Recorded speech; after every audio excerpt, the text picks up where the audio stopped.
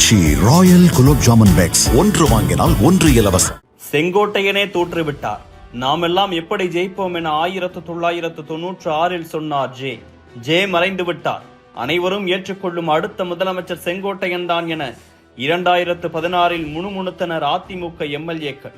ஜெயலலிதாவுக்கு தேர்தல் பயண திட்டங்களை போட்டுக் கொடுக்கும் தமிழ்நாட்டின் மூளை முடுக்கெல்லாம் அறிந்த மூத்தவர், அதிமுகவினர் எல்லோரும் ஏற்றுக்கொள்ளும் அனுபவஸ்தர், 9 முறை சட்டமன்ற உறுப்பினர், முக்கிய துறைகளை கவனித்த அனுபவசாலி. இப்படி செங்கோட்டையனின் பெருமைகளை அடுக்கிக் கொண்டே போகலாம். யார் இந்த செங்கோட்டையன்? ஈரோடு மாவட்டம் கோபிச்செட்டிப்பாளையத்துக்கு அருகில் உள்ள குள்ளம் ஊராட்சியில் 1948 பிறந்தவர்.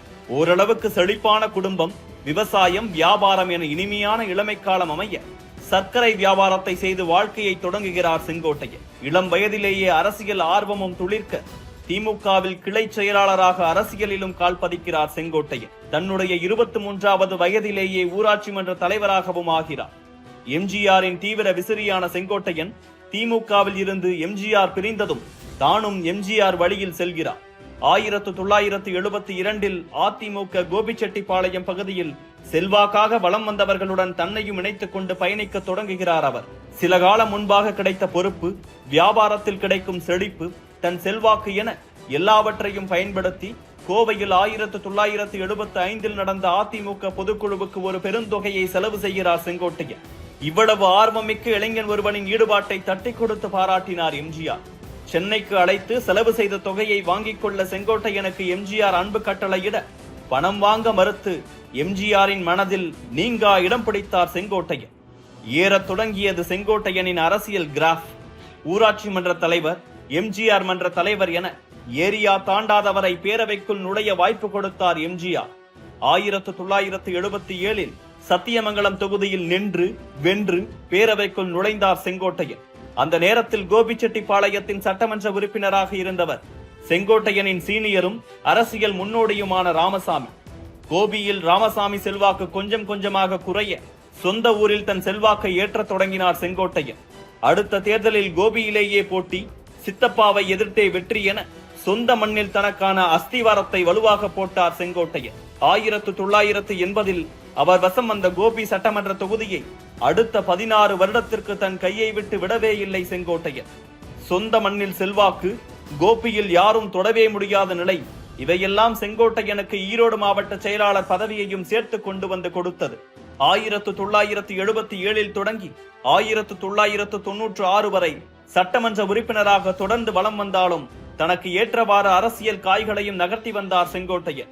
அதிமுகவில் ஜெயலலிதா வருகையையும் ஜெயலலிதாவின் வளர்ச்சியையும் சரியாக கணித்து களமாடத் தொடங்கிய செங்கோட்டையன் எம்ஜிஆரை போலவே ஜெயலலிதாவுக்கும் தீவிர விசுவாசியாக மாறுகிறார். ஜெயலலிதாவை ஈரோட்டுக்கு அழைத்து வந்த பொதுக்கூட்டங்கள் நடத்துவது, பேரணி நடத்துவது என விசுவாசத்தை தொடர்ந்து காட்ட எம்ஜிஆர் மறைவுக்கு பிறகு அதிமுக பிரிந்தாலும் ஜெயலலிதாவை விட்டு பிரியாமல் பக்கபலமாக நின்றார் செங்கோட்டையன். எம்ஜிஆர் மறைவுக்கு பிறகு 1989 மாநிலம் முழுவதும் ஜெயலலிதா தன்னுடைய முதல் சுற்றுப்பயணத்தை தொடங்கிய போது ஜெயலலிதாவின் வாகனத்தை வழி நடத்தியது செங்கோட்டையனின் 29 என்ற எண் கொண்ட கார். 89 தேர்தலில் ஈரோடு மாவட்டத்தில் கடுமையாக உழைத்து அம்மாவட்டத்தில் உள்ள 11 தொகுதிகளில் 7 தொகுதியை வென்று ஜெயலலிதாவுக்கு காணிக்கையாக்குகிறார் செங்கோட்டையன். மொத்தம் ஜெயலலிதா வென்ற 33 இந்த 7 முக்கிய பங்காற்றியது. செங்கோட்டையனுக்கு உரிய அங்கீகாரத்தை கொடுக்க தொடங்கினார் ஜெயலலிதா. அடுத்து தான் முதல்வரான 1991 உடனடியாக செங்கோட்டையனுக்கு முக்கிய துறையை கையில் கொடுக்கிறார். தொடக்கத்திலேயே போக்குவரத்து துறை, பிறகு வனத்துறையையும் சேர்த்து என செங்கோட்டையனை செம்மையாக கவனித்துக் கொண்டார் ஜெயலலிதா. ஈரோடு மாவட்டத்தில் செங்கோட்டையனின் செல்வாக்கையும் அனுபவத்தையும் நன்கு அறிந்தவர் ஜெயலலிதா மேற்கு மண்டலம் செல்லும் போதெல்லாம் செங்கோட்டையன் தான் ஜெயலலிதாவின் வழிகாட்டியாம். எந்த பகுதிகளுக்கு செல்ல வேண்டும், எங்கு கூட்டம் போட வேண்டும், எத்தனை மணிக்கு எங்கு இருக்க முடியும், எந்தெந்த தொகுதிகளை கவனிக்க வேண்டும் என ஈரோட்டின் மூளை முடுக்கு அனைத்தையும் கரைத்து குடித்தவர் செங்கோட்டையன். ஜெயலலிதா செங்கோட்டையனை பல இடங்களுக்கு உடன் அழைத்து செல்வதும் வழக்கம்.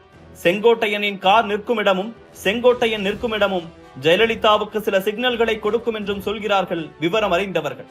இப்படியான சூழலில் 1996 ஜெயலலிதா மீதான எதிர்ப்பு அலை கடுமையாக வீச படுதோல்வி அடைகிறது அதிமுக. ஜெயலலிதாவே தோற்று போகிறார்.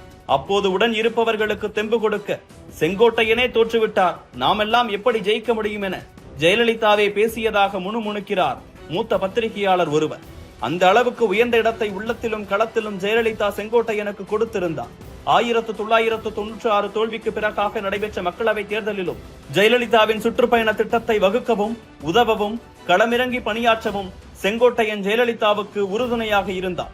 ஆனாலும் திடீரென சில பிரச்சனைகளால் அடுத்த 2001 தேர்தலில் செங்கோட்டையனுக்கு உரிய அங்கீகாரங்கள் கொடுக்கப்படவில்லை. தேர்தலில் சீட்டும் வழங்கப்படவில்லை. ஜெயலலிதாவின் பிரச்சார சுற்றுப்பயண ஏற்பாடுகளுக்கும் செங்கோட்டையனை அழைக்கவில்லை. தன்னுடைய சொந்த மண்ணில் செங்கோட்டையனுக்கு சீட் கிடைக்காமல் போனது. அதிமுக சார்பில் ரமணிதரன் வெற்றி பெற்றார். ஆனாலும் செங்கோட்டையன் துவண்டு விடவில்லை. அதோடு செங்கோட்டையன் இல்லாத சுற்றுப்பயணம் தோல்வியில் முடிந்ததாக கருதினார் ஜெயலலிதா. மீண்டும் செங்கோட்டையனை அழைத்தார், பொறுப்புகளை அளித்தார். 2006 தான் விட்ட சீட்டை பெற்றார் செங்கோட்டையன். அப்போது தொடங்கி மீண்டும் சீட் தன் கையை விட்டு போகாமல் இப்போது வரை பார்த்துக் கொள்கிறார் அவர். 2006 எம்எல்ஏ ஆனாலும் எதிர்க்கட்சி நிலை என்பதால் அமைச்சராகும் வாய்ப்பு கிடைக்கவில்லை. தொடர்ந்து தன் விசுவாசத்தை மட்டும் காட்டிக்கொண்டே இருந்தார் செங்கோட்டையன். 2011 அதிமுக ஆளுங்கட்சி, மீண்டும் அமைச்சரானார் செங்கோட்டையன். முதலில் விவசாயத்துறை, பிறகு வருவாய்த்துறை, அடுத்து தகவல் தொழில்நுட்பத்துறை என செல்வாக்குமிக்க அமைச்சரானார் செங்கோட்டையன். மீண்டும் ஒரு பிரச்சனை வந்தது செங்கோட்டையனுக்கு. இம்முறை சொந்த குடும்பத்தார். ஜெயலலிதாவை சந்தித்து செங்கோட்டையன் தொடர்பாக சில விஷயங்களை குமுறி உள்ளனர் செங்கோட்டையனின் குடும்பத்தினர். பல்வேறு புகார்களை சொல்லி மன்றாடி இருக்கின்றனர் அவர்கள். அடுத்த மீட்டிங்கிலேயே எகிரி இருக்கிறார் ஜெயலலிதா. அடுத்த சில மணி நேரங்களிலேயே தலைமை நிலைய செயலாளர் என்ற கட்சியின் பொறுப்பு செங்கோட்டையனிடமிருந்து பிடுங்கப்படுகிறது.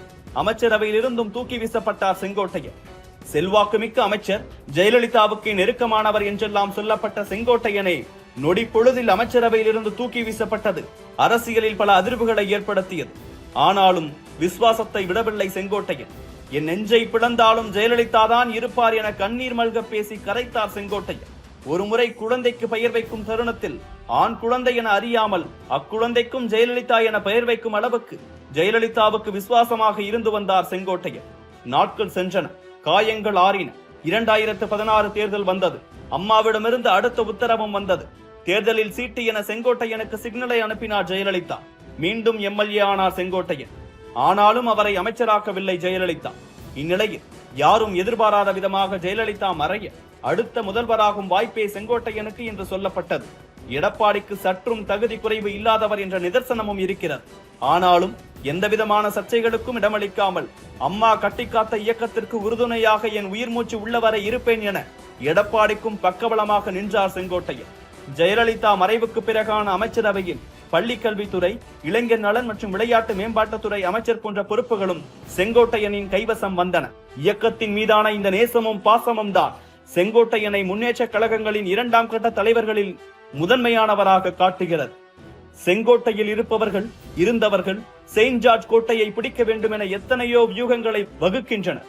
ஆனாலும் அவர்களின் வியூகங்கள் செங்கோட்டையன்கள் இருக்கும் வரை தவிடுபொடியாகும் என்பதே நிதர்சனம்.